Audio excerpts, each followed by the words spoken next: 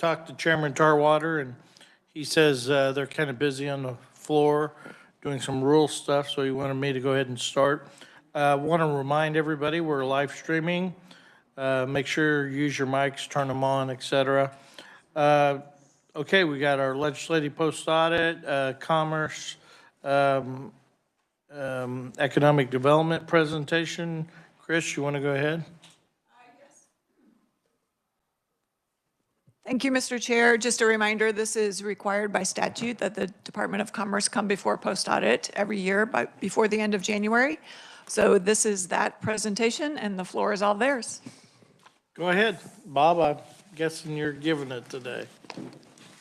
I am the lucky representative today. I'm Bob North, Chief Counsel at the Department of Commerce. Appreciate the opportunity to be here today. We're going to talk briefly, hopefully, about our incentive programs, and then we'll leave time for questions. And many of you have participated in this before, and so I'm going to keep it moving and give you time to ask questions at the end.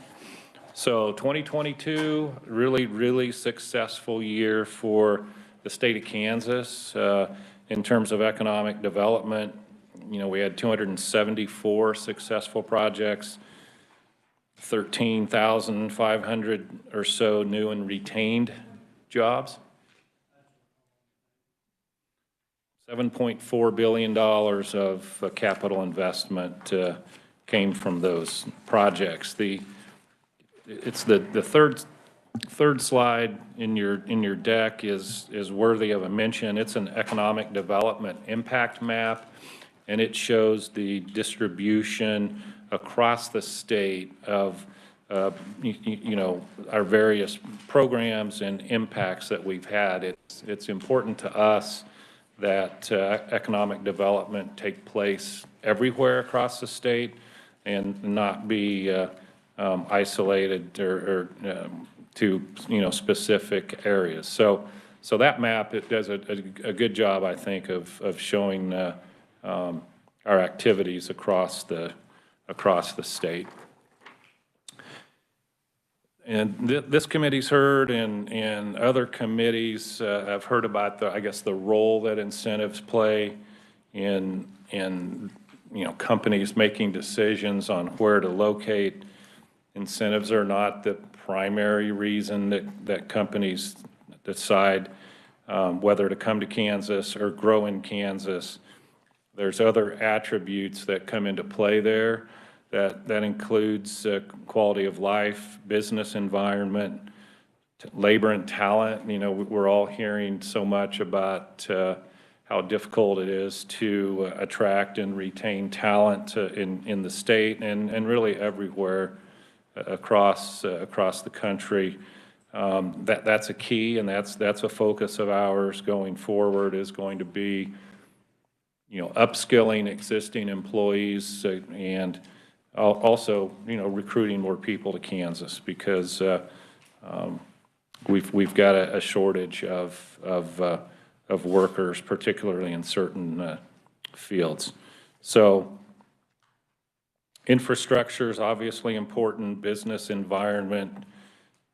You know, we're establishing some new industry clusters, you know, hopefully with electric batteries, and we've got aviation, we've got agriculture, we've got the ones that we're familiar with. So incentives are a part of the puzzle. They are not the whole puzzle, and they've got their role, and but so do a lot of other things. And Kansas is very strong with you know, we've got a highly skilled, educated workforce. We've got a fantastic educational system.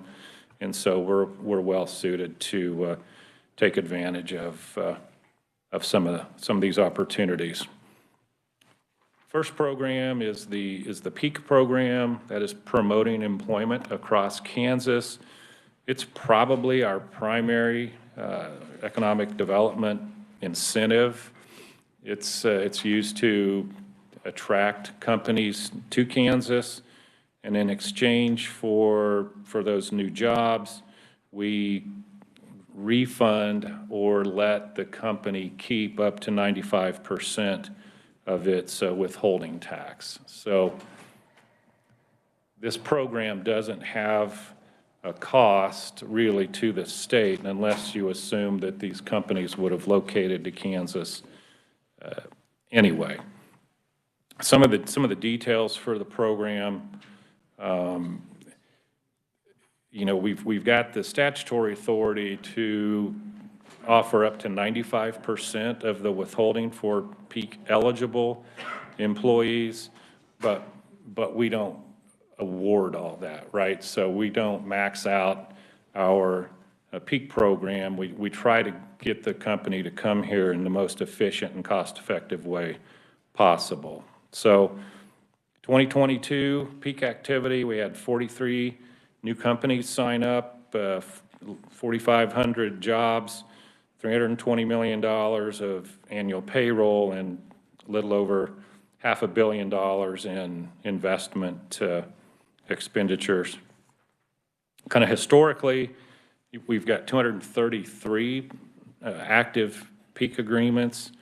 So that tells you peak started, I believe, in 2011. So we've had companies that have come to Kansas, met the terms of their peak agreement, and now they've come out of the program. So now the state is reaping the full benefit of those jobs and the capital investment in those spendings. And there are several pages of peak project details. I'm not going to cover that, but those pages show the details for each of the peak projects. And I'd note that I think I counted there's over roughly 35 different counties that are participating in peak. And that's not, you know, we'd like to see more than that and continue to strive for more penetration with peak, but that's what we've got with that. I might add, I mean, you can ask questions if you want along the way. You can wait till I'm done. Don't. Are there any questions? Not seeing any? Okay. Also, I just want to make one other comment outside of this. The mills are by Evergy, so I wanted to thank them for providing the mills.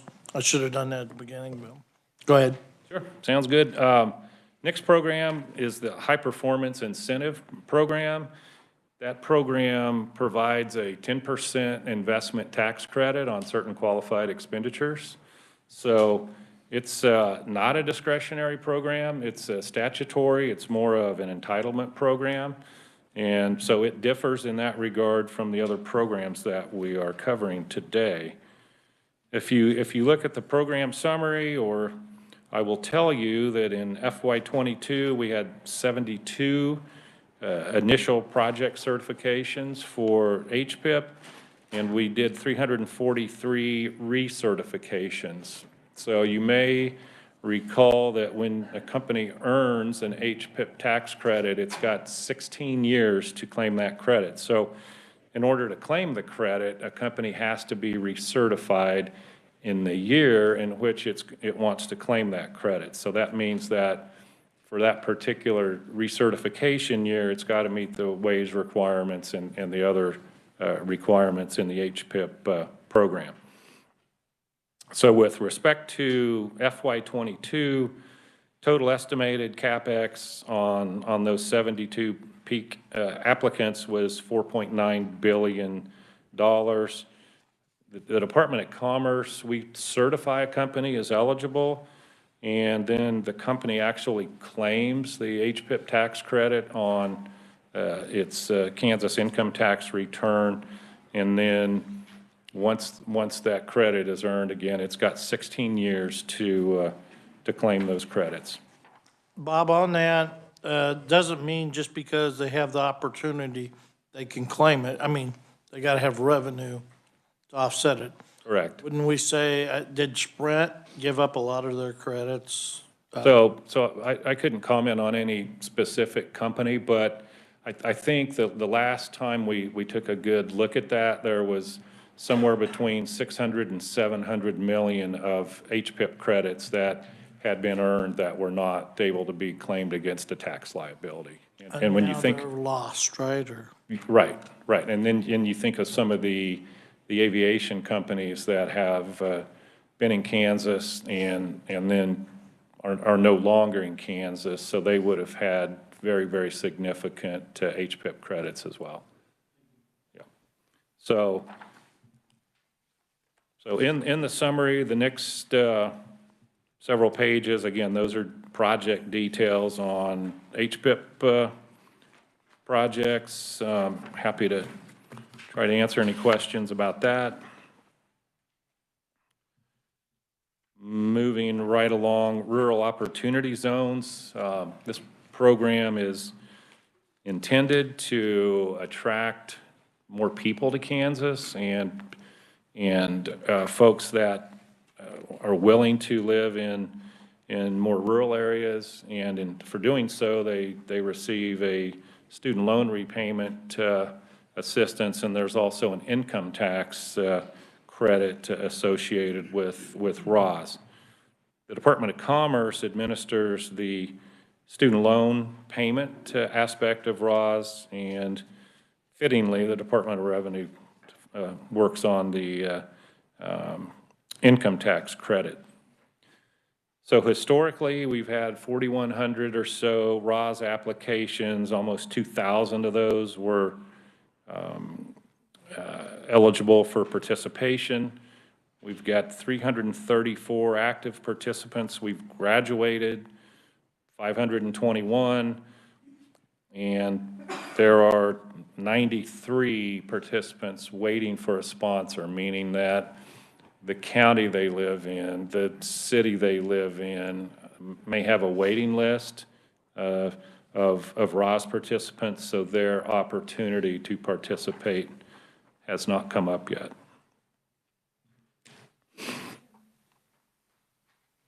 Senator Tyson? Thank you, Mr. Chairman. I have a question on that, if you would. Thank you for the presentation. The waiting list would be for the student reimbursement portion, not for That the... student loan reimbursement, yes. Right, not for the state income tax Correct. portion. So do they go ahead and get the income tax portion if they're on a waiting list? How does that work? I will have to confirm that. My understanding is that they would not until they'd been, yeah, so I'm getting some nods. So I think that's right. I think they have to wait then until they're, you know, we've expanded it to allow employers to do the match as well as county and city. But there are some, obviously some on the waiting list. And Mr. Chairman, that ahead. poses a problem because it's a 5-year program, 5-year limit on the program, and it sunsets in 5 years. So that means that if they're on a waiting list, they don't qualify at all? That's my understanding, yes. Mr. Chairman, we're going to have to look at this because that's not how the program was supposed to work or set up. I suggest you talk to the tax chair. We might have that conversation. No, it's in your wheelhouse, Yeah, I it's too believe. bad the implementation is not what it's meant to be. I found out that's a lot of issues that we have on several programs, so thank you. Well, it's, you know, the state has fully funded ROS year after year after year, the counties, cities, and then, again, we expanded it to include employers to try to make up some of that gap that counties and cities wouldn't. And so, yeah, so that is an issue. There would be 93 more folks participating if the funds, the matching funds were available. Is any of that due to the expansion, or did we leave something out, or? Mr. Chairman? I don't, Thank you. We did not expand the program, we just extended the sunset. The only expansion was allowing businesses to participate in the student reimbursement. But this is the first I've ever heard, out of all these years in the program, a waiting list. So, thank you, Mr. Chair. Go ahead. right, I was going to point out, may not be responsive to your question, but I think we're up to 95 ROS counties now, and I think. That's what I was talking Yeah, about. originally, I think the program had 65 or 70 counties. 40, okay. Yeah, it wasn't very many, and then we basically got them all in there now, but Right. I just wondered if that expansion of the counties something we did that we didn't take into account. So, yeah, it's good that you're gonna look at it. Thanks. Go ahead, Bob. Sure. Moving on to the Job Creation Fund. This is we refer to it as our deal closing fund. Legislature appropriates us funds every year, and we use this really sparingly. As you can see, of the 270 some projects that we successfully completed last year, I think we awarded JCF in 10 funded projects. So it's definitely not standard procedure to award JCF, but it helps us get projects across the finish line. And those projects are listed here. So $11.3 million in JCF benefits, 1,300 new jobs, almost 2,000 retained jobs, and that 11 million leveraged $1.2 billion in capital investment. And those projects, we've got 6 or 7 counties, it looks like, where we used JCF.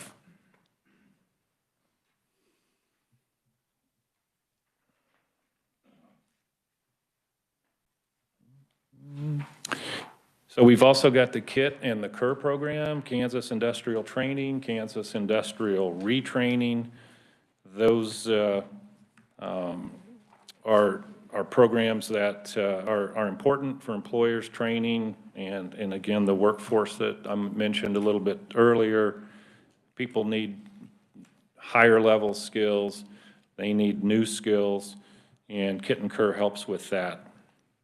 You'll note that the number of KIT projects and KER projects is down in 2022, and that's because the legislature kind of decoupled KIT and KER from the HPIP program. It used to be that you had to participate in KIT or KER in order to qualify for HPIP, and so we felt like that was putting undue and unnecessary pressure on KIT and KER because companies were trying to get KIT and KER solely for the purpose of participating in HPIP. So we appreciate the legislature's action in decoupling those, and it lets us target the training needs of companies that truly need the training. So again, we touched 3,200 jobs with the KIT and KER and expended roughly $977,000. So it's an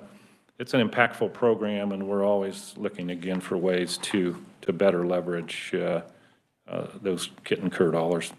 Project details are on page 31, if anybody's interested. All right, community development, block grants, CDBG. This is a federally funded program administered by the Department of Commerce.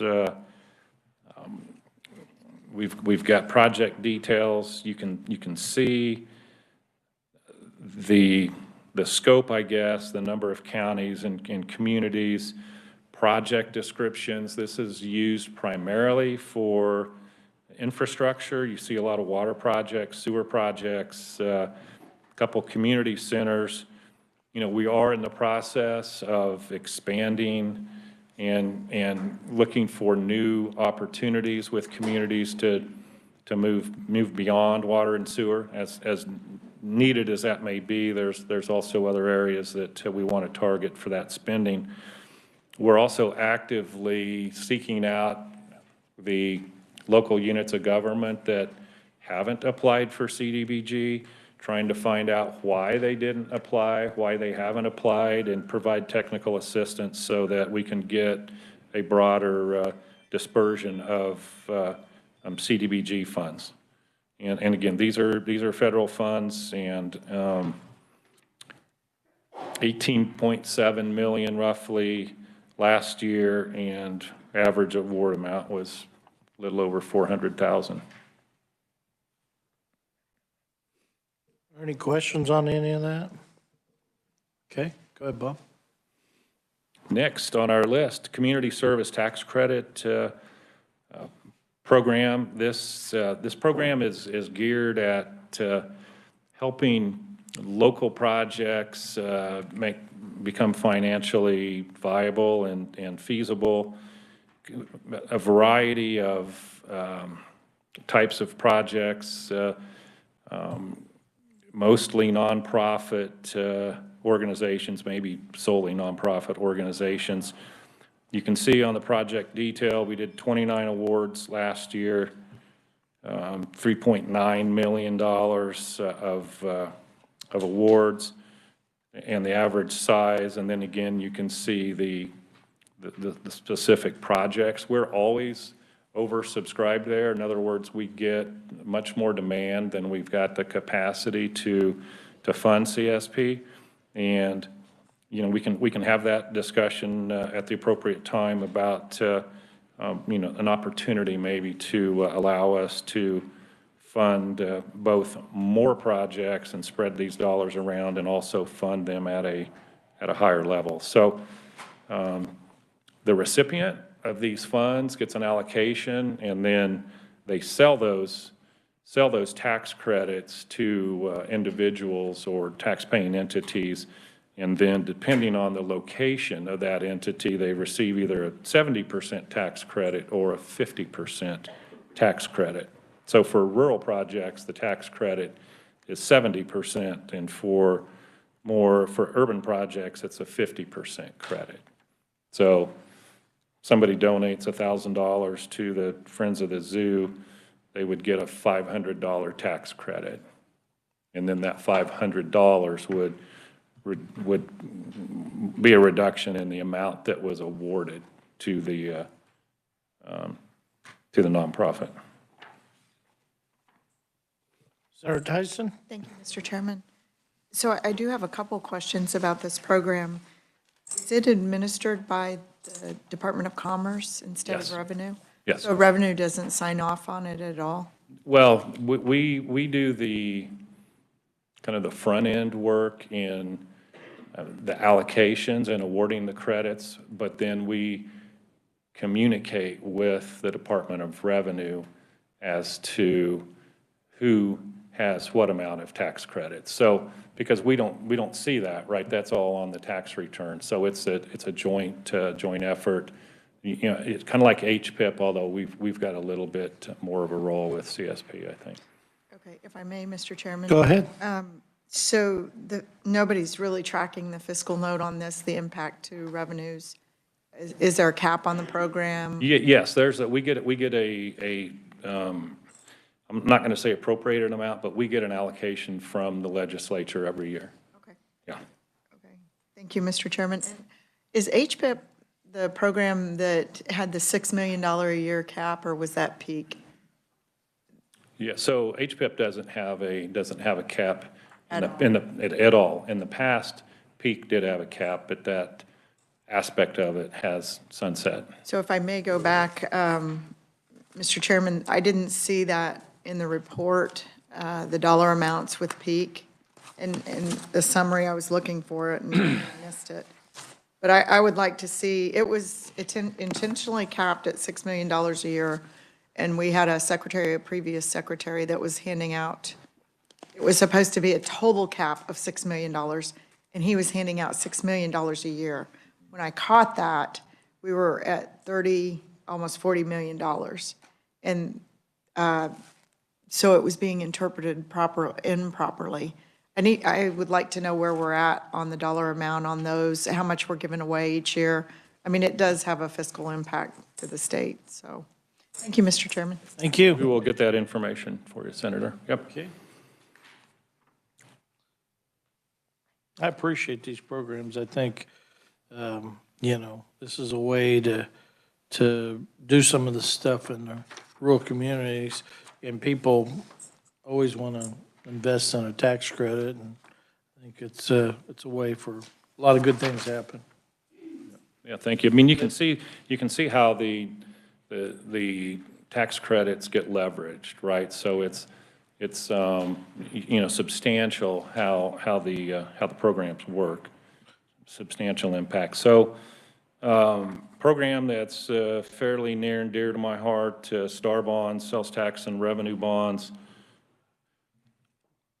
I'm gonna have to pull my glasses out to read this one, but so we've got some project details on STAR bonds here, and I will say that in the next couple of days, we will be submitting our STAR bond annual report, which will have all of the fiscal information and also more in-depth updates on each project. You know, back when I was carrying STAR bonds on the floor and a bunch of these, we had a nice little packet that David Sulfur kind of worked with us, put together the different projects and how much and the jobs, the investment, all that. I just think, and I mean, these are great reports, but you guys would do yourself a lot more justice. Go ahead and print a little more paper and show each project separately, show what's going on. And I think it's a much better story to tell. I know when I carried them bills, once I started doing that, it was really easy to carry them because most questions were answered right there. But, you know, show on like HPIP or what, how many people, who they are, what you can disclose, but then show how many jobs it creates, how much is invested, what the return. I think, you know, that's just something, if I was in your agency, I'd incorporate when you go to legislature, the better story you can tell, the better it'll be for you. Right. No, appreciate those comments. Every year we try to improve. You know, we've kind of got two reports on STAR bonds. We've got the kind of project update with a narrative about the projects, and then we've got that fiscal report, and it shows dollars coming into the district, how much of those dollars went to debt service on the bonds. We've got visitation. So we're always trying to improve that process. So we'll keep after that. Well, I think on any of these incentive programs, STAR bonds, the life, you know, the state's not going to see the real results until the bond's paid off. That's where the real results come in. And that's any investment. I mean, doesn't matter if it's in business or what, but these are all financial tools. How you can tell if they're successful or not, they're being used or not.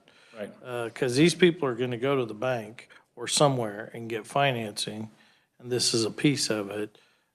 If they can't get financing, then our tools are not good enough. It's obvious our tools are working, but some of these, to gauge the results, the real results, STAR bonds is one of these. To gauge the real results, we're going to see it in year, was it 20-year bond? Yes. 21, year 21. That's when we're going to really know when a project, how successful it is. And it's just, you know, because of the tool and the way it's shaped. Some of these we're going to know quicker, but, you know, so we got to be a little patient with it. Right. And it's a great point. And if you look at Village West, you know, it has paid off its bonds. It's returning, I don't know, $45 million or so to the state in sales tax every year from that one project. I did a quick, it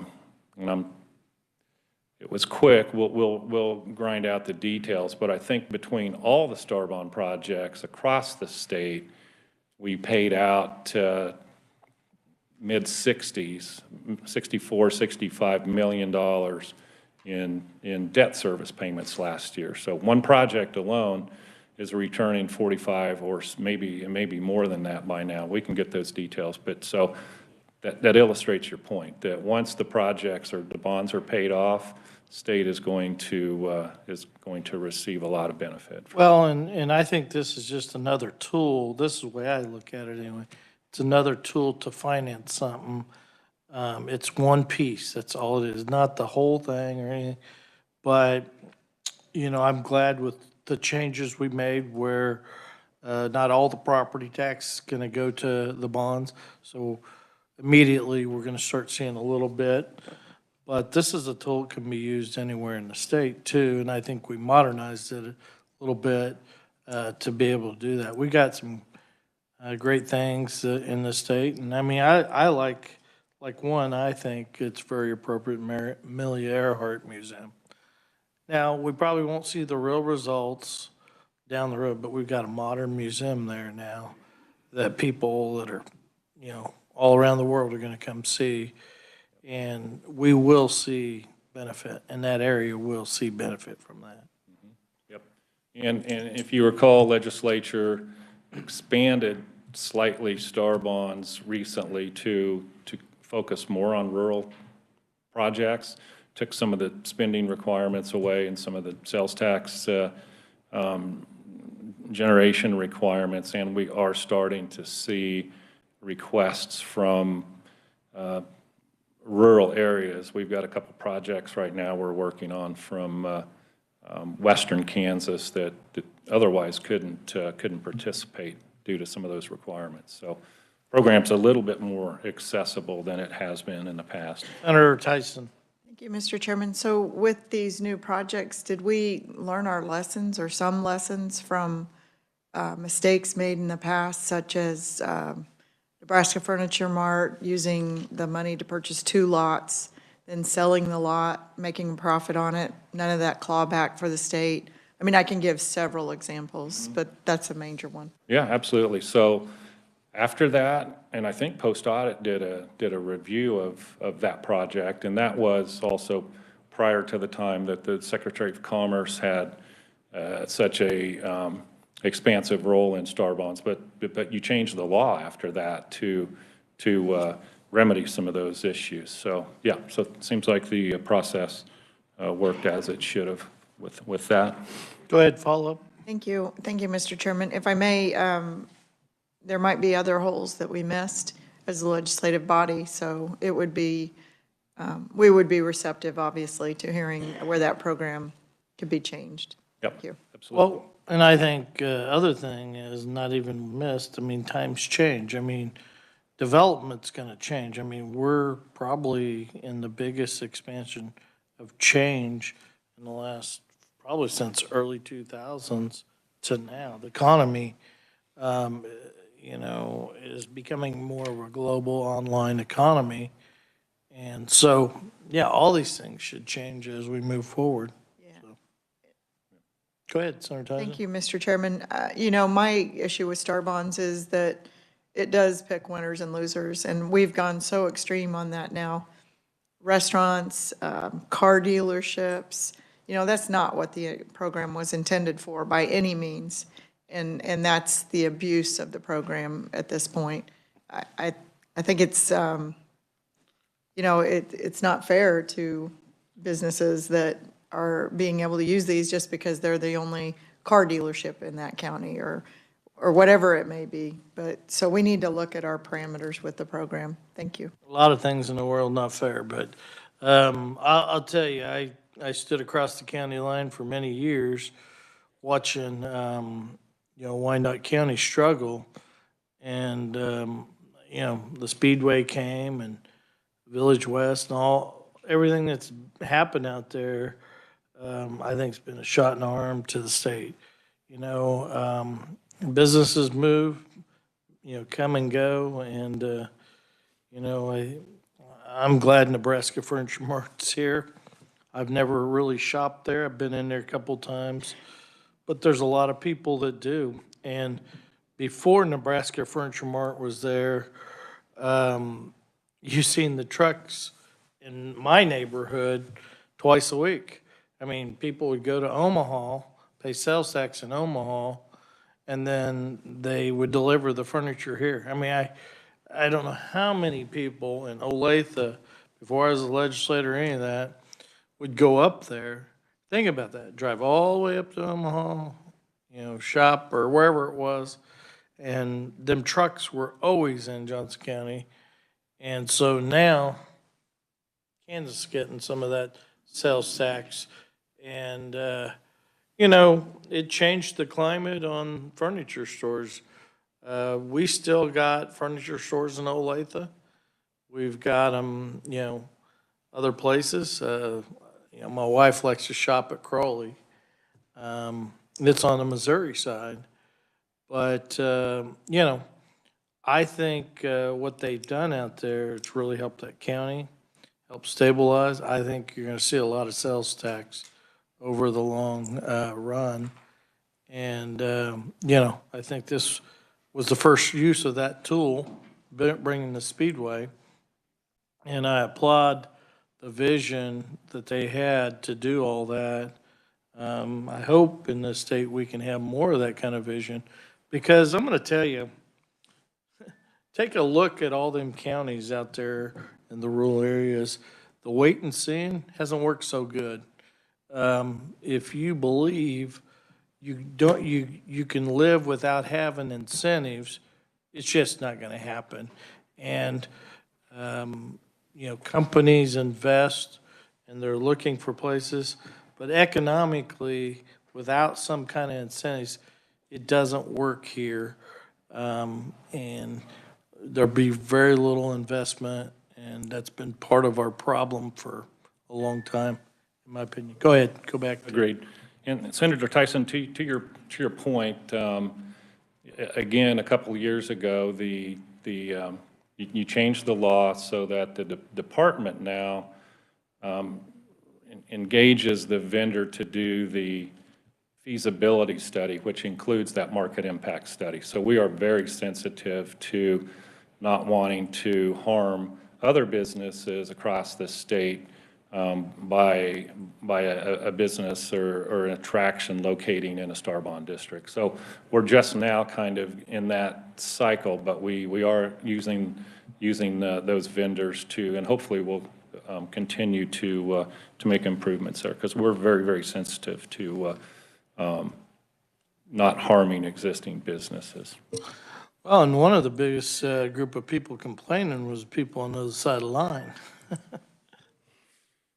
Absolutely. So, all right, so moving on, Angel Investor Tax Credit Program. Again, this is a tax credit program where the state gives us an allocation of credits every year, and we're really trying to help out startup companies, brand new companies. Again, we award credits to a startup that meets certain parameters, and then that company can go sell these tax credits for a 50% credit. And it's there's some parameters on it. We got $6 billion in tax credits last year, and I think in calendar year 23, you've increased that to $6.5 million. So we appreciate that. And again, we get far more demand than we've got capacity for that to program as well.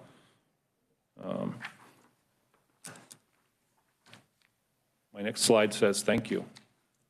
Well, thank you. Are there any further questions? Senator Corson. Thank you, Mr. Chair. So do you think now that we have Apex and on top of all these other incentive programs, do you feel like we're competitive now? And I think the department has gotten outstanding results. Do you think that we're competitive now regionally with our suite of tools compared to what other states can offer? Do you feel like there's any glaring gaps that other states have better tools in certain regards, I guess? You know, is there anything we're missing in terms of really putting Kansas in a position to be able to compete with any other state in the region when it comes to these tools? Yeah, we've got a pretty solid toolbox right now, and we are having lots of success. I think we could look at retaining jobs and retaining companies, and you know, we used to have peak retention, which was a component of the peak program specifically geared at retaining jobs, and that has sunset. So just retention in general might be an area that we would want to look at in terms of adding to our toolbox. Thank you, Mr. Chair. If I was some more rural development and ways to grow some of them small businesses in the rural areas. I would look for some ways to do that. I think that would be important. But, I mean, I think we need probably to look at more VOTEC training, because I think right now we're in a shortage of labor, but there's probably some places across the state that has that labor, but that doesn't have the housing. We need to maybe get them educated to enter. Housing is an issue everywhere.